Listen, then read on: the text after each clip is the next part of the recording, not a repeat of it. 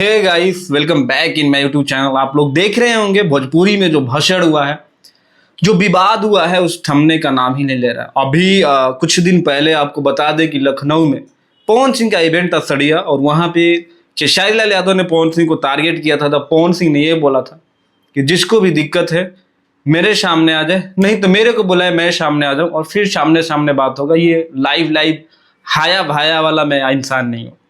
अब तब से खेसारी लाल यादव के जितने भी यूट्यूबर हैं, चाहे जितने भी सपोर्टर हैं, खाऊं खाऊं किए हुए हैं। तो आप लोगों को बता दें कि 15 तारीख को ग्लोबल म्यूजिक जंक्शन से खेसारी लाल यादव का एक गाना आ रहा है, और उसका भी इवेंट लखनऊ में रखा गया है। आप सोच सकते हैं, 1 साल पहले ये लोग इसी लखनऊ में एक हुए थे किसी अवार्ड फंक्शन में, और वहां पे रवि किशन इन दोनों को बोले थे कि आज के बाद तुम लोग को आपस में लड़ना नहीं है, नहीं तो इससे भोजपुरी की जो इज्जत है, मान सम्मान है, वो ठेस पहुंचता है और भोजपुरी जो है गर्त में जाती है। इन दोनों ने प्रॉमिस किया था। इवन पवन सिंह ने भी कहा था कि हम दोनों में कुछ भी हो जाए, आपस में कुछ भी हो जाए, कोई दिक्कत नहीं है, लेकिन फैमिली पे टारगेट नहीं करना है।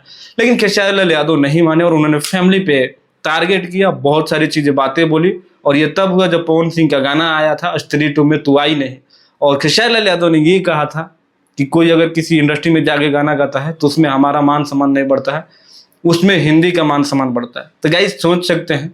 और दूसरी बात यह है कि इवेंट लखनऊ में रखा गया है, और लखनऊ से ही एक हुए थे। अब लखनऊ से ही हमको लग रहा है कि फिर से बीच में इनके दरार आएंगे, और देखना यह है कि खेसारी लाल यादव चुप हो जाते हैं कि बोलते हैं। अगर बोलेंगे तो वाकई है कि पवन सिंह फिर लाइव आएंगे, और आपको पता ही है जब लाइव आएंगे तो क्या होगा। तो आप लोगों का इन दोनों के झगड़े में, विवाद में क्या कहना है, कमेंट करके जरूर बताना। बाकी मिलते हैं अगले वीडियो में। अपने भाई को दो इजाजत।